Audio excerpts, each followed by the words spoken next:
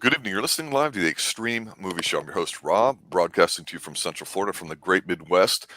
Probably 0 degree territory, I'm thinking, is RDV, who probably has been at Tulsa, because that's where we're going tonight with our continuing review of Tulsa King. Season 1, Episode 6 is what we're covering here tonight. And RDV, I got to say this. I liked episode 5 a lot. I like this episode a lot too, but yet it feels very different. It's a very subdued kind of episode. And I've been getting some feedback on not just this particular show, but also, was it 1923, the one with Harrison Ford that just started? And I think it's got other Yeah, people in there as well. I'm like, crap, I know this guy's got like a yeah. dozen shows out, Tyler Sheridan. I My God, we I might have to saw. look into that too. I know. I saw the trailer. And I was like, Harrison Ford's in a TV series, and it's like 1923. And I was like, it's by the same guy. And man, that looks kind of cool. It's like a Uh, sequel to 1883, but like a prequel to the current Yellowstone, I think, something like that. And I'm not up on the Yellowstone lore, obviously. yeah, We chose to either watch this mine. because of Stallone. I want to be watch this because it's Harrison Ford. That's All the right. reason. Well, so as we dive Yeah, in deep here, because again, we might take a look at that. We're halfway through. We got 10 episodes in this first season. Season 2 has been renewed, which is great. I wanted to read and confirm that Stallone will actually be in it because I don't know how this season's going to end. And right now, we talked about episode 5 kind of feeling like things are pivoting. There was that goofy ass comedy non-existent, and now this seemed like kind of like, I don't know, an afterglow or something like that. Nothing really much to me seemed to happen. At well, least action wise, they really pulled back in here too. What was your initial take? my initial take for this is actually everything that we talked about in the last episode review is coming to fruition. Everything I knew was going to happen, and so plus some new things. Overall, though, we got to see more Dana Delaney. So overall, I really enjoyed this episode just as much as I enjoyed the last one. I think it's just going to keep going that way for me. Yeah, I mean, it starts off with him basically talking to his daughter about what happened in the episode before, and a few little turns to that, but it felt like it was over, which was kind of nice how they continued. But then things started to slow down, and we find out pretty quick that the girlfriend of the biker gang is really a double agent and actually Yep, working with the ATF. Stallone's boning. Yep. And so I don't mind that as a development, but I've got to bring this up because this is the number one thing that stuck out to me in this episode. The main biker guy, when him and Stallone have the verbal confrontation, um, I'm just not buying this guy as a heavyweight. It's not working for me. What's your take on the whole biker gang thing? That's Well, making it or breaking it for me. I honestly I think that Stallone is overlooking it. And I think it's going to backfire on him because now he's got a lot going after him. He's got, like you said, he's got the well, the New Yeah, York mob. ATF. Yeah. Yeah, the ATF, the New York mob. Not even ATF anymore. It's the FBI's involved now.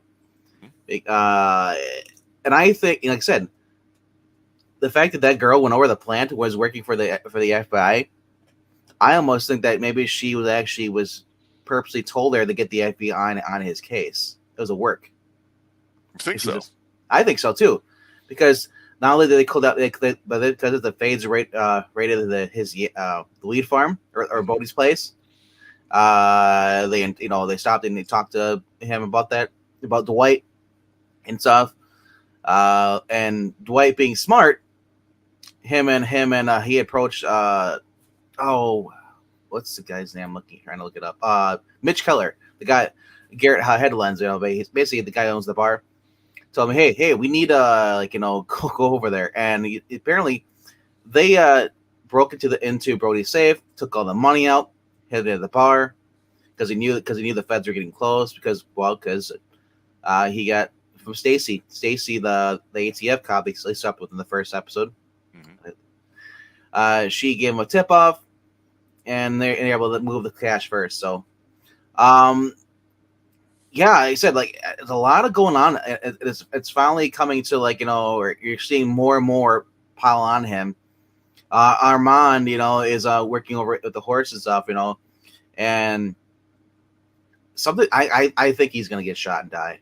I think that's the first casualty. I don't think it's gonna be Bodie. I don't think it's gonna be our Tyson.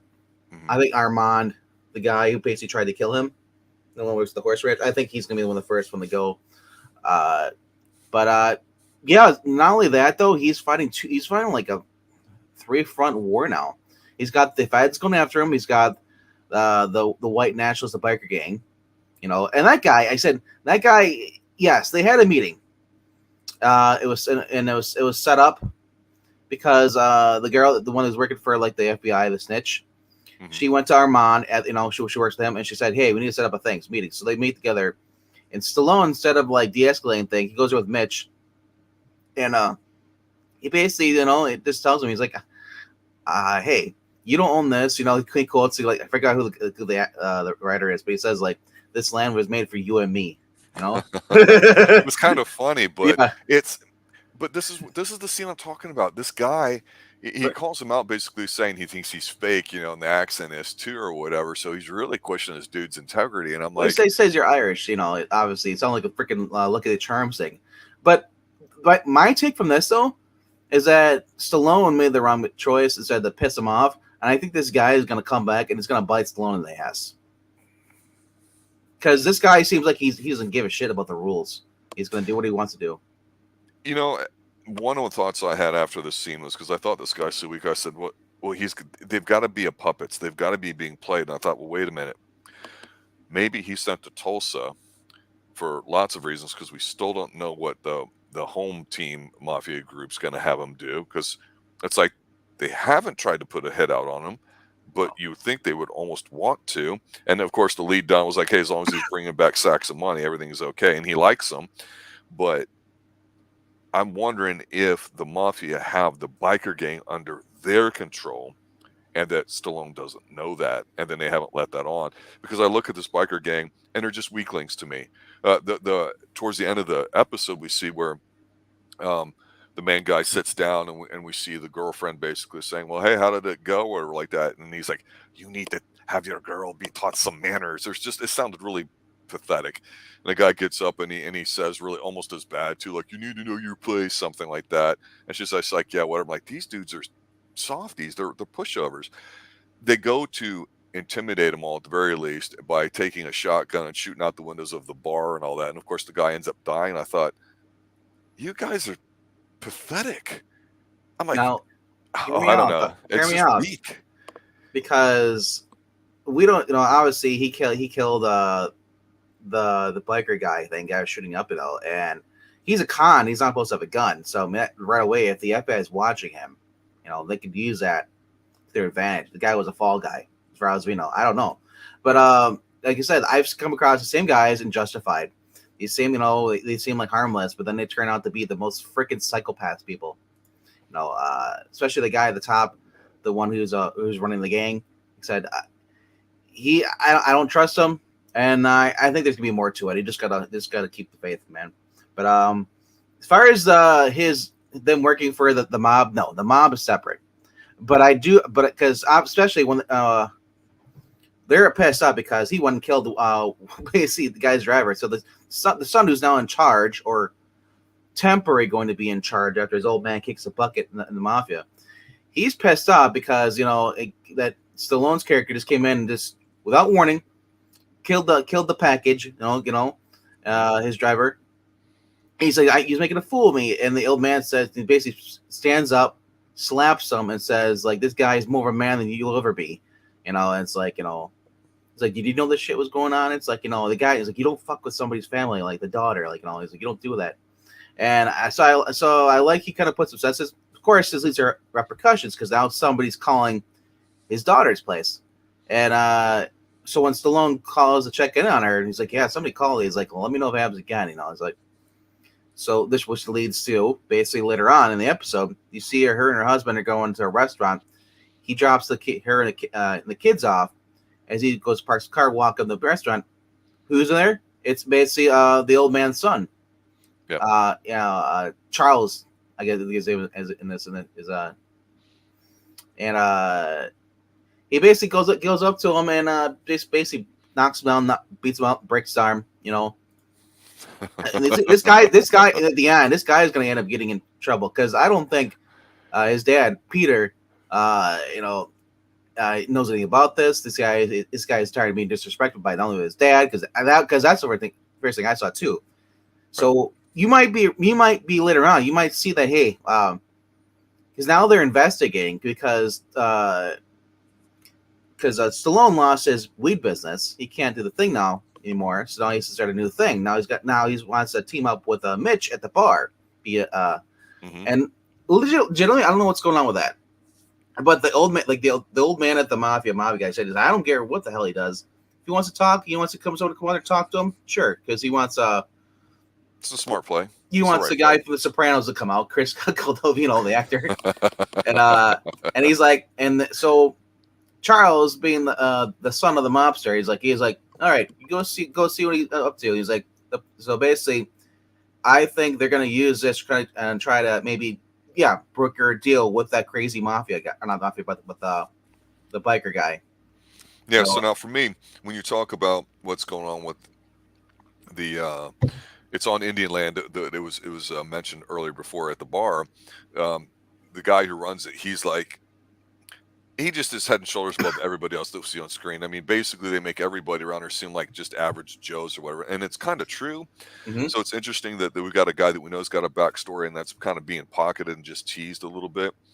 And to me, the whole thing with Bodhi, I thought, okay, Bodhi, you can't trust him because you basically did strong arm your way into it, and even though you brought him in the fold and all that, I thought here too when it got raided and they kind of looked like idiots.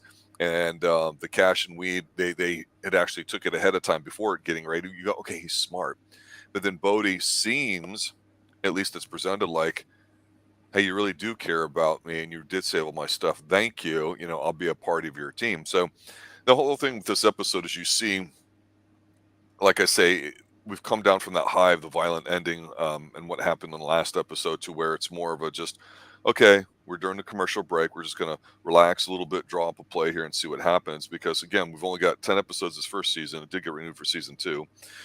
So I'm assuming Stallone's going to be back, therefore not dying. But I don't know where they're going to go. Because someone like Dana Delaney, I'm like, we see her a little bit in here with the lady I was telling you about that right now I'm looking at something. I went, holy shit, I didn't realize that's one of Stallone's daughters. The barista, the pot blonde. Yep. So it turns out that, and again, you don't know where this is going to go because it's like, why the hell are they doing this? Is this a Tulsa thing? Is this like a local thing they're putting on the screen? Is it something I don't know about? Cowboy circles? Oh, you talking about the horse thing? Yeah, because he finds out that they're going to put it under because, he keeps getting loose. And so he's stubborn. He's old. It's obviously a metaphor. Yeah, so he for has him. he basically gets the barista out there too. And I'm like, is he going to bone her too? No. Well, it's just saying, it's kind of half joking, but you don't know sometimes when they put in little touches like that over a couple episodes, how it's going to play out. Right. I mean, so I kind of like that. And I'm like, I don't know where this is going, but it's all going back to Dana Delaney's horse ranch. And, we don't really get nearly enough time with her. So I'm a little puzzled by that.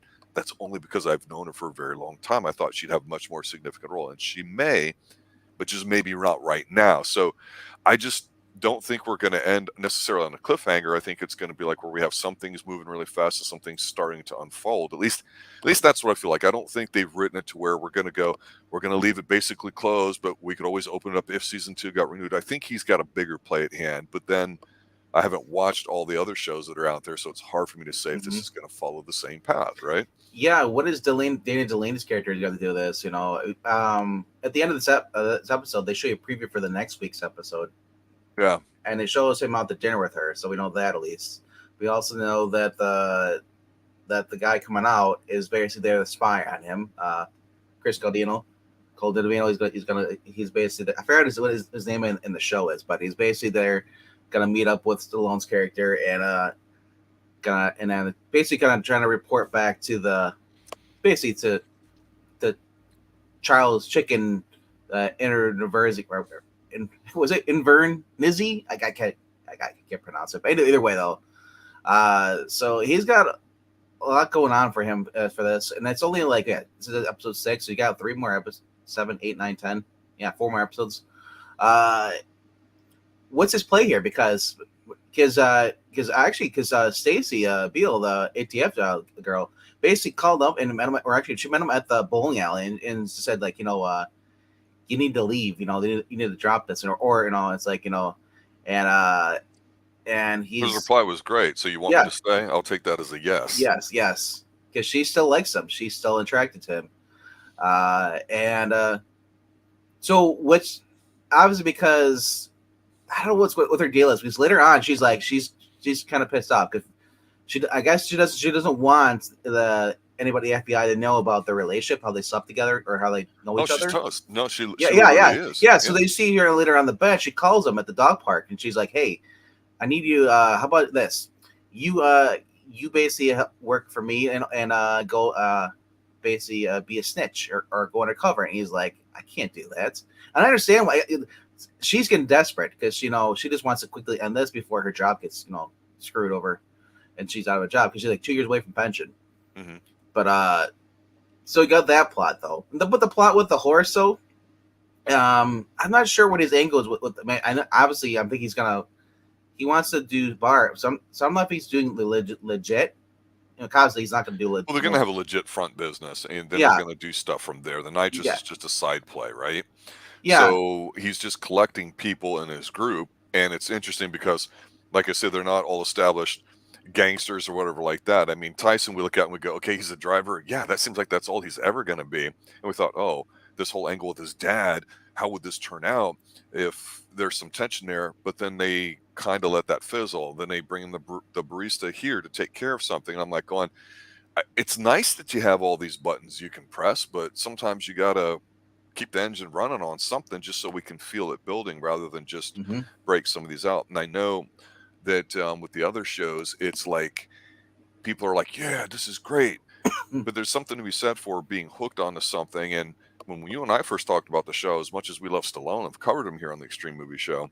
It's like I wasn't really fond of the comedy in a way. It was kind of cute for a moment or two. And I'm glad it got a little more serious now.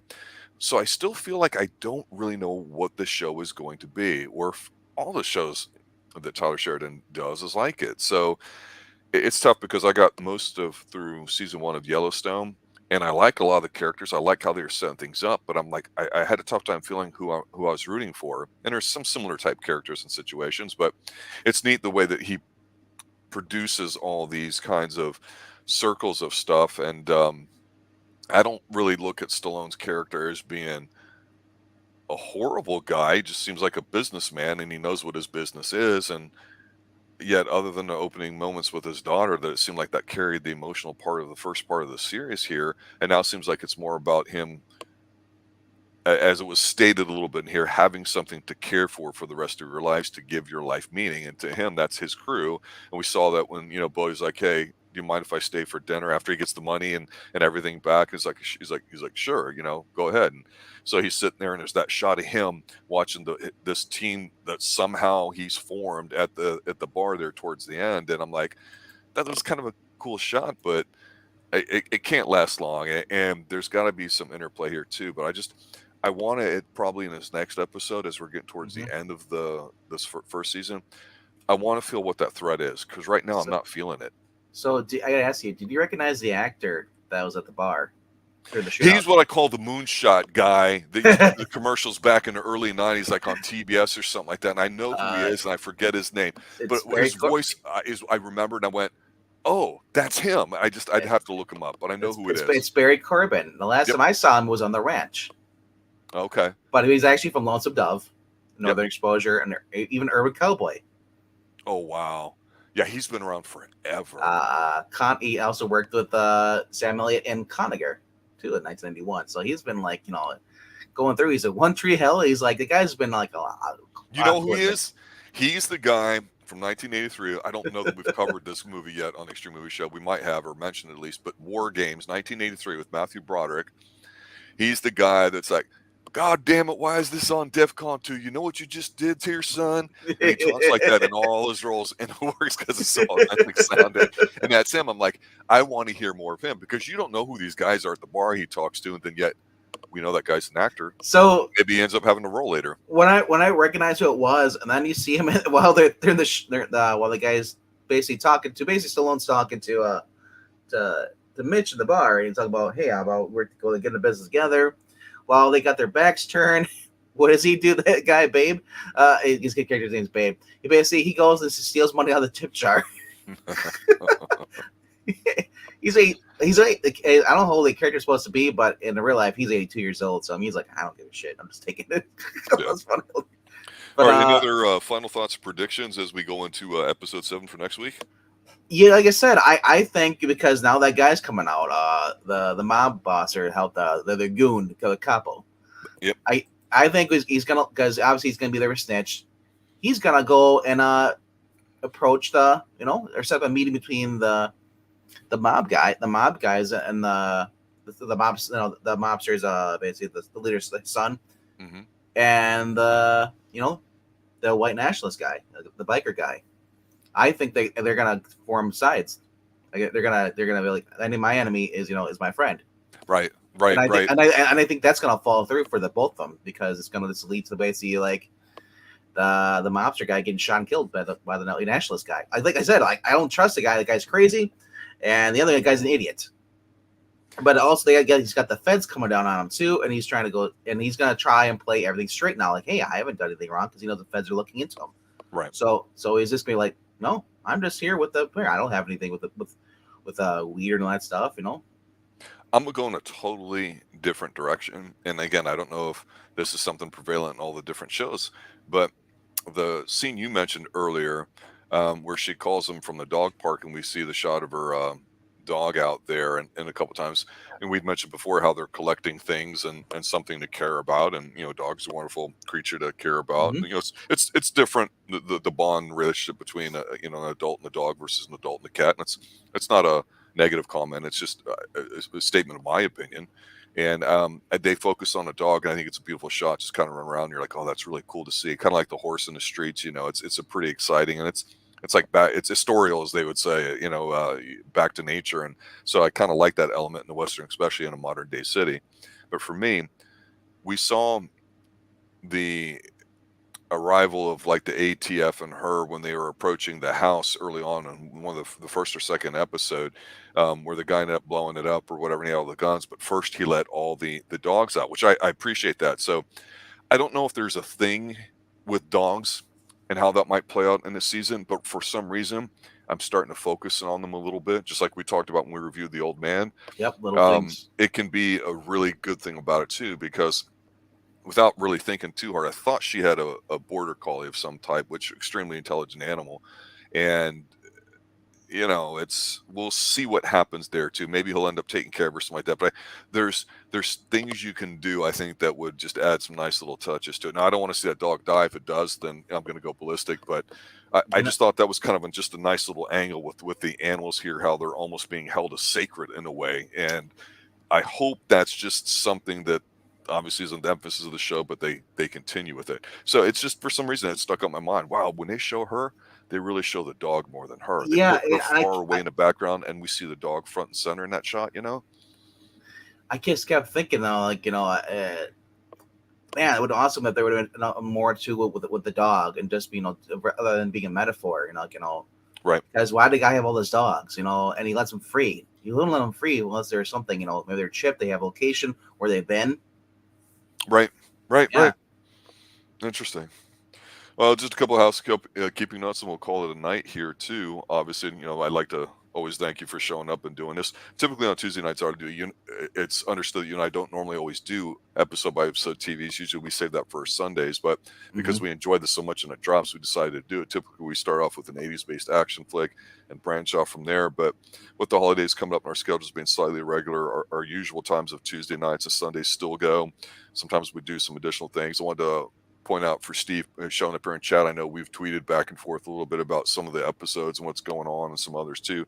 So I'd like to thank all the new listeners that have joined recently or have popped up on my live stream and my Twitter feed here too for it, because it's a very watchable show. And that's the one thing that I'm glad is that they kind of got rid of some of the juvenile aspects of it, and it's been pretty good too. So next week, 7:00 Eastern, we'll be doing episode 7, and we'll continue that to the end of this. We'll debate about doing something else, and you never know what else pops up as well. So thank everybody for showing up, listening, getting the word about the Xtreme Movie Show as we continue our march towards getting monetized here. As a hobby, it's kind of grown into something a little bit more than I thought ever would. And who would have thought we'd be talking about Stallone with an audience about stuff like that? It's pretty freaking sweet there. So thanks for watching, guys. Thanks for listening. Have a good night. And as always, Hey, yo, stay extreme. Just want to go to Disney.